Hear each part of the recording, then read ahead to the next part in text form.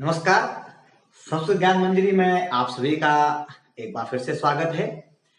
तो जैसा कि आप सभी जानते हैं कि संस्कृत ज्ञान मंजरी चैनल में हमारा वेदों से संबंधित प्रश्नों के ऊपर प्रश्नोत्तरी प्रतियोगिता चली है। तो इसी कड़ी में मैं आज आप लोगों के लिए वेदों से विशिष्ट ज्ञान व वेदों के संबंध में जो भी प्रमुख रचनाकार हुए हैं और जिन्होंने वेदों का निर्धारण किया है, उन सबके ऊपर आपके लिए महत्वपूर्ण प्रश्न संग्रह लेकर आया हूं। विषय प्रारंभ करने से पहले मैं आप सभी से एक बात कहना चाहूंगा कि जिन्होंने अभी तक मेरा चैनल सब्सक्राइब नहीं किया है या जो कोई भी इस चैनल में नए हैं, चैनल को जरूर सब्सक्राइब करें और बेल आइकन प्रेस करना ना भूलें ताकि आपको हर एक मेरे द्वारा बनाई गई वीडियो का अपडेट मिलता रहे। तो आइए शुरू करते हैं आज का विषय। आज का हमारा विषय रहेगा वैदिक विशिष्ट ज्ञान एवं रचनाकाल के ऊपर। तो जैसे कि मैंने आप सभी से इससे पिछली जो वीडियो थी उसमें वेद के बारे में थोड़ी विस्तार पूर्वक चर्चा की कि वेद किसे कहते हैं, कि ज्ञान की जो राशि है वही वेद है, या यूं कह लीजिए कि इष्ट की प्राप्ति अनिष्ट का परिहार, जिसके माध्यम से हमें प्राप्त होता है या जिसके माध्यम से हम उसके परिहार का उपाय सीखते हैं, उसे वेद कहते हैं। सारणाचार्य जी ने बिल्कुल अति उत्तम शब्दों में कहा है कि इष्ट प्राप्ति ही अनिष्ट परिहार हो अलौकिकम उपायम यो ग्रंथः वेदयति स वेदः। अब बात करेंगे सामान्य जानकारी में ऋग्वेद की।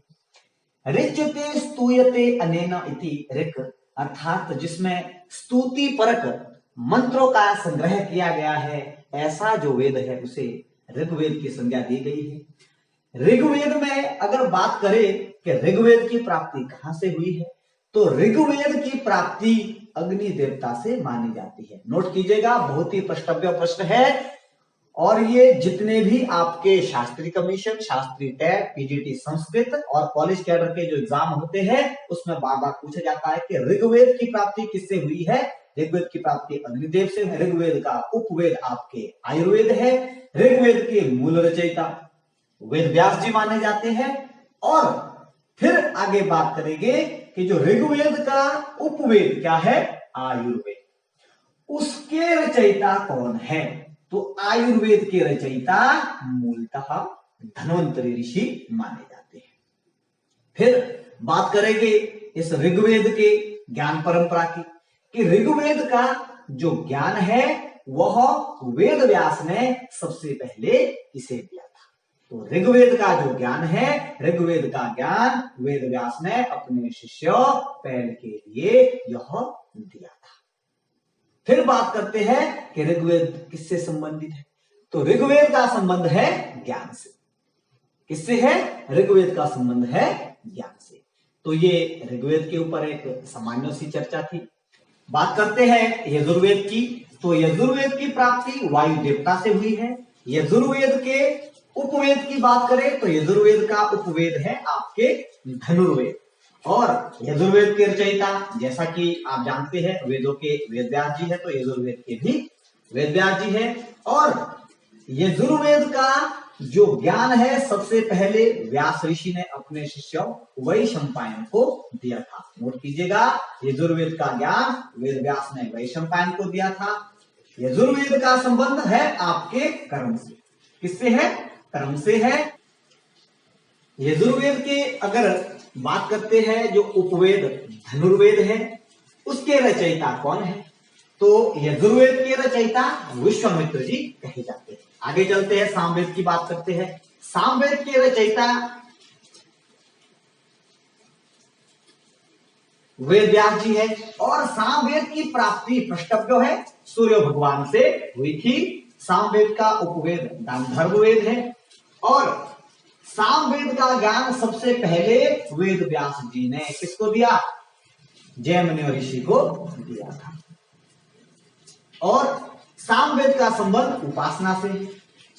और सामवेद का जो उपवेद गंधर्व वेद है उसके रचयिता नारद ऋषि कहे जाते हैं। एक बार फिर से नोट कीजिएगा, सामवेद, यजुर्वेद, ऋग्वेद, या यूं कह लीजिए ऋग्वेद, यजुर्वेद, सामवेद, जिसका संबंध परस्पर ऋग्वेद ज्ञान का, यजुर्वेद कर्म का, सामवेद उपासना का। ज्ञान कर्म उपासना, इस प्रकार से इनका तीनों का संबंध है। आगे बात करते हैं अथर्ववेद की। तो अथर्ववेद के जो ऋषि है वह अथर्वा है, और अथर्ववेद का उपवेद शिल्पवेद या स्थापत्य वेद कहा जाता है। अथर्ववेद के रचयिता की बात करते हैं, अथर्ववेद के रचयिता व्यास ऋषि है। फिर व्यास ऋषि ने सबसे पहले अथर्ववेद का ज्ञान सुमंतु ऋषि को दिया था, नोट कीजिएगा सुमंतु को। और अथर्ववेद का उपवेद जो शिल्पवेद या स्थापत्य वेद है, इसके रचयिता विश्वकर्मा जी कहे जाते हैं। जैसे कि आप सभी जानते हैं कि विश्वकर्मा डे भी मनाया जाता है, तो वह इनके ऊपर मनाया जाता है, ये शिल्पकार थे। तो आगे चलते हैं, ऋत्विकों की बात करते हैं कि वेदों के 4 ऋत्विक माने जाते हैं, जिसमें से ऋग्वेद का संबंध होता से है, यजुर्वेद का संबंध अध्वर्यु से है, और सामवेद का संबंध उद्गाता से। नोट कीजिएगा, ऋग्वेद का होता, यजुर्वेद का अध्वर्यु, सामवेद का उद्गाता और अथर्ववेद का ब्रह्मा है। तो अब प्रश्न उत्पन्न होता है कि जो ये 4 ऋत्विक है, इनसे क्या क्या अभिप्राय है, होता किसे कहा जाता है, अध्वर्यु किसे कहा जाता है, उद्गाता किसे कहा जाता है और ब्रह्मा किसे कहा जाता है। तो इसके बारे में मैं आप लोगों से थोड़ी विस्तार के साथ चर्चा करना चाहूंगा। सबसे पहले बात करेंगे हम होता की, कि होता किसे कहा जाता है। तो होता की बात करते हैं कि यज्ञों में जो देवताओं का आवाहन करता है उसे होता कहा जाता है। नोट कीजिएगा, बहुत ही प्रश्नव्य है कि यज्ञों में जो देवता का आवाहन करता है उसे होता कहा जाता है। और दूसरा अध्वर्यु, जो यज्ञों में क्या करता है, यज्ञों का संपादन करता है, यज्ञों का संपादन करने वाला होता है, उसे कहते हैं अध्वर्यु। तीसरे की बात करेंगे हम उद्गाता, कि उद्गाता किसे कहा जाता है। तो उद्गाता के संबंध में कहा जाता है कि यज्ञों में जो मंत्र होते हैं उनका गान पद्धति के माध्यम से जो उच्चारण करता है उसे उद्गाता कहा जाता है। या आप इस प्रकार से भी कह सकते हैं कि यज्ञों से मंत्रों को उच्चारण के साथ गायन करने वाला जो ऋत्विक है उसे उद्गाता कहा जाता है। अंतिम है जिसे ब्रह्मा की संज्ञा दी गई है।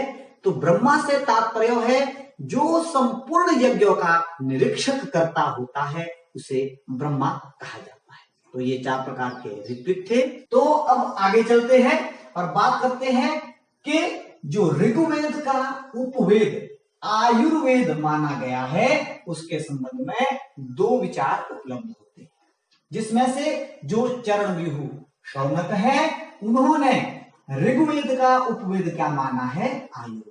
नोट कीजिएगा, बहुत ही प्रश्नव्य प्रश्न है कि चरणव्यूह के अनुसार आयुर्वेद ऋग्वेद का उपवेद है, और जो आचार्य सुश्रुत हुए हैं उनके अनुसार जो क्या है आयुर्वेद है वह अथर्ववेद का उपवेद है। एक बार फिर से, शौनक के अनुसार आयुर्वेद ऋग्वेद का उपवेद है, सुश्रुत के अनुसार आयुर्वेद अथर्ववेद का उपवेद है। बात करेंगे कि स्वर किसे कहते हैं, बात करेंगे अब कि अनुदत्त क्या है, उदत्त क्या है और स्वर क्या है। तो उदत्त जो होता है उसमें कोई भी चिन्ह नहीं होता है, अनुदत्त होता है तो उसका जो चिन्ह होता है वह वर्ण के नीचे होता है, इस प्रकार का। और स्वरित की बात करें तो स्वरित से तात्पर्य है जिसका जो चिन्ह है वह ऊपर को लगा होता है, इस प्रकार से। ये अनुदत्त का चिन्ह है, ये स्वरित का चिन्ह है, और जो उदत्त होता है उदत्त का कोई भी चिन्ह नहीं होता। एक बार फिर से, उदत्त का कोई चिन्ह नहीं होता है, अनुदत्त का चिन्ह वर्णों के नीचे लाइन होती है और स्वरित की वर्णों के ऊपर सीधी खड़ी लाइन होती है। तो ये वैदिक स्वरों की बात की। फिर बहुत ही प्रश्नव्य प्रश्न है अगला वेद का, कि वेद को पौरुषेय कौन मानते हैं, अर्थात कौन से ऐसे मतावलंबी है जिन्होंने कहा है कि वेद जो है ना केवल अपौरुषेय है, या मतलब मनुष्यों ने नहीं लिखे हैं। तो इस संबंध में न्यायिक और वैशेषिक जो है वह वेद को पौरुषेय मानते हैं, ईश्वर निर्मित मानते हैं। और अब कौन से ऐसे हैं जो अपौरुषेय मानते हैं कि वेदों की रचना किसी मनुष्य ने नहीं की है, तो उसके अनुसार भारतीय परंपरावादी जो हुए हैं, भारतीय परंपरा के अनुसार वेद क्या है, अपौरुषेय। एक बार फिर से, वेदों को पौरुषेय मानते हैं न्यायिक और वैशेषिक, वेदों को अपौरुषेय मानते हैं भारतीय परंपरावादी। तो मेरा ये मानना है आज के लिए जो ये विषय है वह पर्याप्त है। बात करेंगे हम रचना काल की, तो मैं दूसरे वीडियो में आपको जो ये हमारा विषय रचना काल वाला है उसमें पूरा करूंगा, और इसके साथ में वैदिक व्याख्या पद्धति के ऊपर भी चर्चा करूंगा। तो आज के लिए केवल मात्र वैदिक विशिष्ट ज्ञान तक ही हमारा विषय रहेगा। उम्मीद करता हूं आपको आज का ये विषय अच्छा लगा हो। आज के लिए विषय में इतना ही। नमस्कार, धन्यवाद।